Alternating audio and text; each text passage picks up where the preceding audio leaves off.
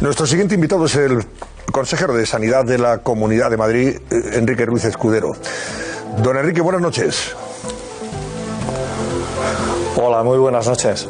Pues de entrada, consejero, le vamos a preguntar a propósito de esas acusaciones gravísimas que se han lanzado por parte del presidente del Gobierno, en un caso también el candidato a la Comunidad de Madrid por el PSOE, Ángel Gabilondo, hablando de que la letalidad del virus en Madrid es mucho mayor por las restricciones que son menores a su vez, los datos supuestamente falsos que la Comunidad de Madrid estaría dando y que por eso, en fin, la situación la presentan ustedes mejor que otras comunidades. Eso es lo que dijo el señor Sánchez, luego enmendado, es verdad, por Fernando Simón, pero quiero que usted nos dé los datos a día de hoy de la Comunidad de Madrid, a las 10:22 de la noche, en cuanto a contagios y letalidad del virus.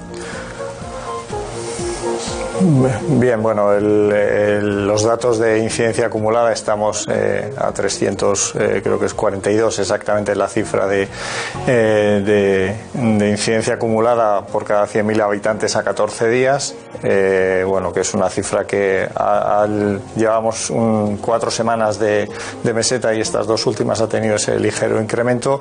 A nivel asistencial estamos sobre las 2.000 pacientes hospitalizados y aproximadamente por debajo de las 500 camas de UCI, una situación, digamos, asistencialmente controlada.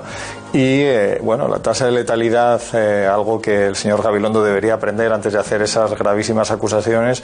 La Comunidad de Madrid, desde que el Gobierno dejó de actuar con el mando único, es, junto con Baleares, son las 2 comunidades autónomas que tienen la letalidad más baja de toda España. Apenas es un 1% de los casos, el 1% de fallecidos sobre los casos diagnosticados. Por lo tanto, los datos ahora mismo, bueno, pues son situación como en el resto de España, con esos incrementos, pero es verdad también que la situación con esa incidencia acumulada no es lo mismo ahora con el número de inmunizados que tenemos, no solo los de inmunidad natural, sino los de vacunación, y bueno, y esperemos que la tendencia pues comience a estabilizarse o incluso a descender no tardando mucho. ¿A ustedes les ha sorprendido esta irrupción tan intensa y contundente del señor Sánchez en la campaña electoral madrileña y además, en fin, utilizando el asunto de la pandemia para intentar sacar rédito político frente a sus adversarios? Pues por desgracia no. Parece increíble que un presidente del Gobierno tenga esa fijación con la Comunidad de Madrid y especialmente con la presidenta, con Isabel Díaz Ayuso. Y bueno, es algo que llevan haciendo durante toda la pandemia, ¿no? No han podido soportar el Gobierno que Madrid se haya ido adelantando en la toma de decisiones, haya marcado lo que ha hecho el resto de España. Y bueno, y ellos han metido no solo la vacunación en campaña, han metido la estrategia, han metido los datos, algo que resulta absolutamente lamentable. Y bueno, destaca la pobreza personal del presidente del Gobierno, puesto que nos parece algo tan, digamos, tan trágico, ¿no? Como es utilizar una pandemia de estas dimensiones en contra de una comunidad, de un gobierno de la comunidad como es el gobierno de Isabel Díaz Ayuso. Por lo tanto, por desgracia, ya no deja de sorprendernos. El lema de sanchismo-libertad, pues la verdad es que cada vez va tomando más peso, lo cual, bueno, ellos valorarán exactamente el porqué de esos ataques permanentes a la comunidad. Sobre la vacunación, señor consejero, en Madrid se estaba vacunando con AstraZeneca a las personas de 60 a 69 años, Pfizer a partir de esa edad, se esperaba Janssen, pero me interesa saber en primer lugar, o nos interesa saber, ¿están rechazando muchos de los, de las personas del tramo de edad de 60 a 69 la vacuna de AstraZeneca en estos momentos? Tuvimos un momento más complicado de rechazo, que fue justo el día después del anuncio por parte del Gobierno de esos, digamos, de esa decisión que generó tanta confusión, ¿no? Porque hemos pasado por parte del Ministerio con 4 decisiones sobre AstraZeneca, primero menores de 55, luego suspensión cautelar, luego de 60 a 65, luego de 60 a 69 y lógicamente los madrileños estaban muy confundidos. Tuvimos ese jueves, inmediatamente después fue fue el día que detectamos más rechazo y poco a poco se ha ido disminuyendo ese rechazo a la vacuna de AstraZeneca y bueno, esperemos que poco a poco, pues nosotros hemos tratado de mandar un mensaje de tranquilidad. Siempre la Comunidad de Madrid, desde el inicio de la aprobación por parte de la Agencia Europea del Medicamento de AstraZeneca, pedimos que se hiciese sin límite de edad, puesto que la agencia es el organismo regulador y habló en su ficha técnica, no habla en ningún caso de limitaciones en cuanto a edad y por lo tanto yo espero que poco a poco vaya aumentando esa confianza en la vacunación, porque el beneficio de la inmunización sobre el contagio, o sea, no admite casi comparación. Estamos en una pandemia, lo complicado es contagiarse, lo difícil que genera hospitalización, que genera UCIs, que genera fallecidos y hay que ir a inmunizarse y además que todas las vacunas son seguras y debemos seguir en esa campaña de conseguir que el mayor número de madrileños se inmunicen y que sea lo más rápido posible, siempre y cuando lleguen las vacunas, que es algo que también por desgracia no se está produciendo con toda la frecuencia que debería producirse. En estos momentos, por tanto, entiendo, señor Ruiz Escudero, que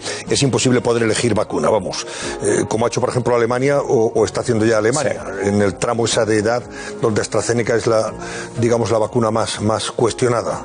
Pudiera elegir aquel que se va a poner la vacuna, en fin, otro suero que no sea el de AstraZeneca.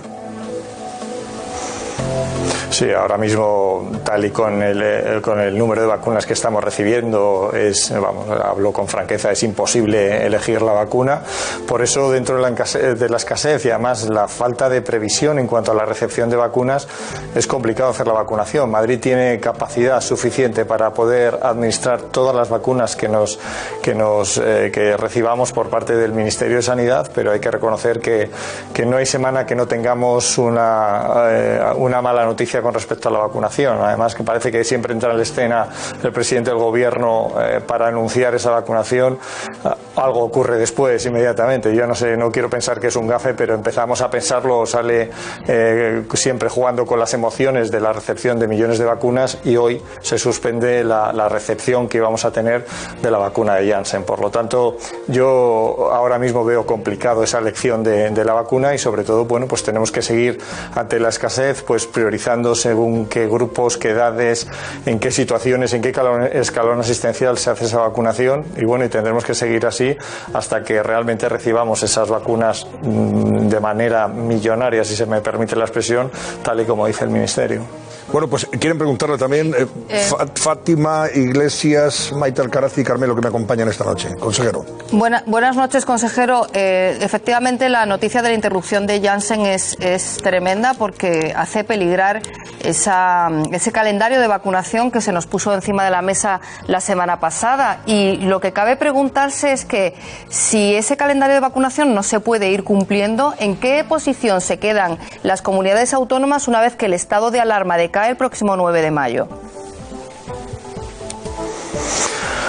Bueno, la situación se complica en primer lugar, puesto que el 9 de mayo es muy poco espacio de tiempo pues para llegar a una situación de control epidemiológico por el número de inmunizados. Hay que recordar que Madrid, aunque ha administrado 1,5 millones de dosis, con pauta completa apenas es el 7% de la población. Por lo tanto, es complicado si no se tiene esa situación de control de la inmunización, que sí que se ha demostrado que disminuye los contagios cuando adquiere porcentajes importantes.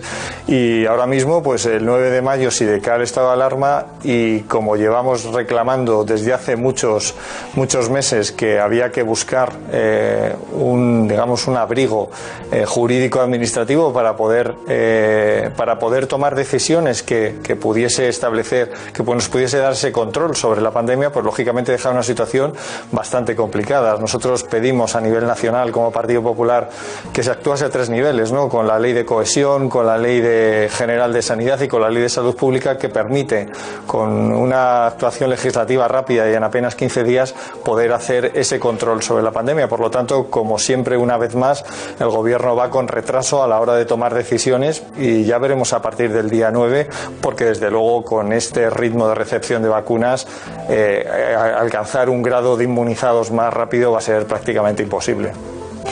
Sí, señor Ruiz Escuderos, buenas noches. ¿Cómo se plantea usted ese escenario el día 10 de mayo? Cuando decaiga el estado de alarma, el señor Sánchez insiste en que ustedes tienen herramientas. ¿Cómo espera, desde el punto de vista jurídico, poder tomar medidas, por ejemplo, que atañen a la restricción de libertades y de derechos fundamentales?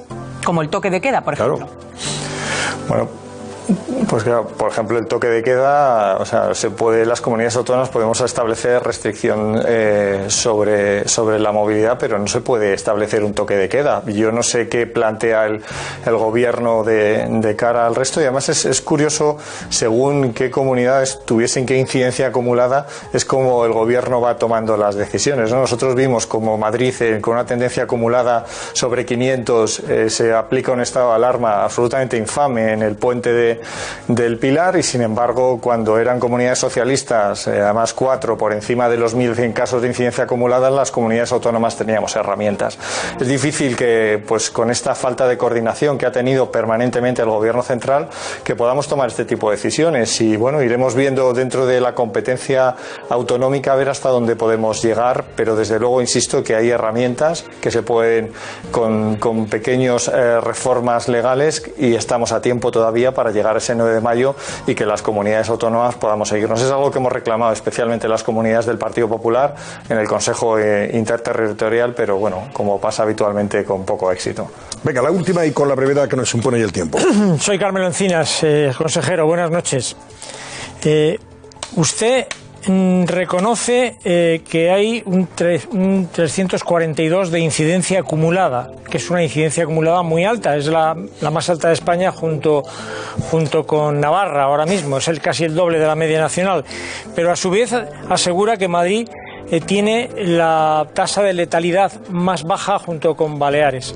¿Cómo se explica este contraste? Porque cabría imaginar, quizá por ignorancia, que siempre tiene que haber una relación entre el número de contagios y la letalidad. El número de muertos. Pues no siempre se cumple así. Yo voy a dar varios ejemplos para que vea que no es del todo, no se produce siempre exactamente igual.